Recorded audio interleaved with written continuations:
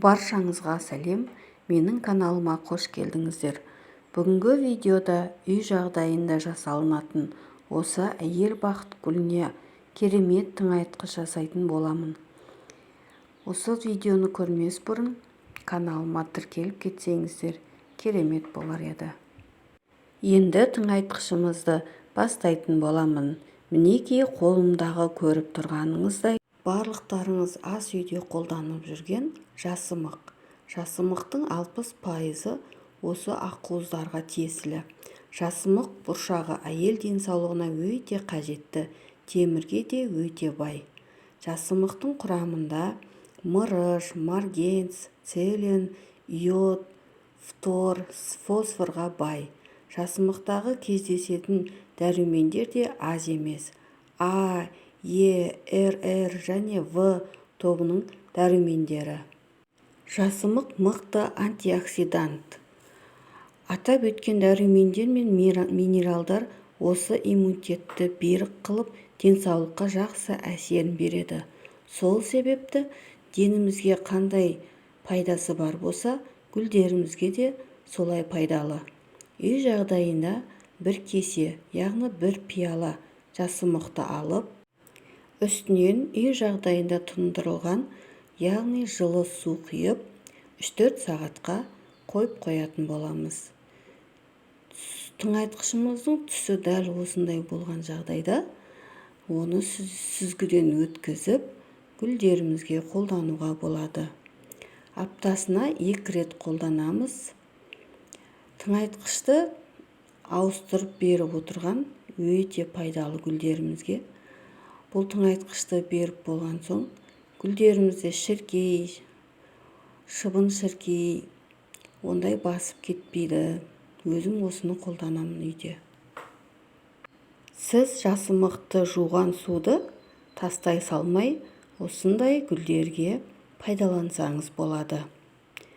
Сіз жапырақтардағы тіршілікті көресіз. Әрине дұрыс орналасу және дұрыс суару өте маңызды. Осы тыңайтқышты гүлдерімізге құя отырып, гүлдеріміз жапырақтары жап-жасыл, тамырлары нығайып, әдемі өсуіне себепші боламыз. Бұның құрамында өздеріңізге айтып кеткендей, витаминдердің барлық түрі бар. Сондай-ақ сіз 2 апта сайын гүлдеріңізді басқа табиғи қоректік заттардан кезекпен бере аласыз. Әрқашан бірдей тыңайтқышты қолдана бермеңіз. Осы тыңайтқышты қолданып көріңіздер. Өте керемет. Бұл жасымықта темір витамині өте көп. Бұл тыңайтқышымыз тек әйел бақыт гүліне ғана емес, сонымен қатар барлық гүлдерімізге қолдансақ болады. Доллар гүлі, фикус және де басқа да. Бұл тыңайтқышымызды жыл мезгіліне құйып отырсаңыздар болады. Осы тыңайтқышымызды гүлдерімізге құя отырып, гүлдерімізде жаңа жапырақтар, көптеген жаңа бұтақтар пайда болады. Гүлдеріміздің тамыр жүйесін нығайтып отырады. Гүлдерімізге барлық дәрумендері жетісіп тұрса, гүлдеріміз ауырмай жақсы өсетін болады. Ендеше екінші тыңайтқышымды бастап көрсететін боламын.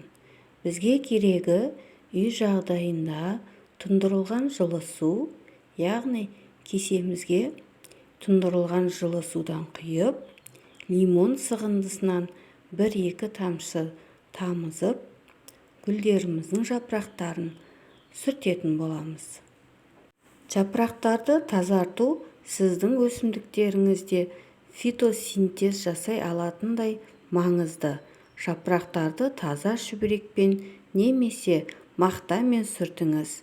Шілде айында жапырақтарды көп жуа беруге болмайды. Суды ұнатпайтын және жапырақшалары түкті гүлдерді қосалғанда шаңнан тазартыңыз.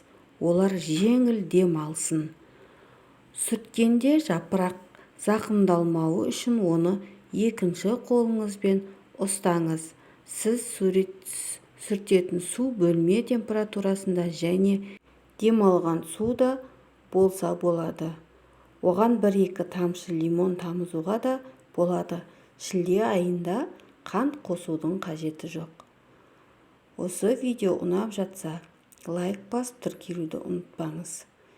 Гүлдеріміз әрқашан әдемі, жайқал өсу өз қолымызда.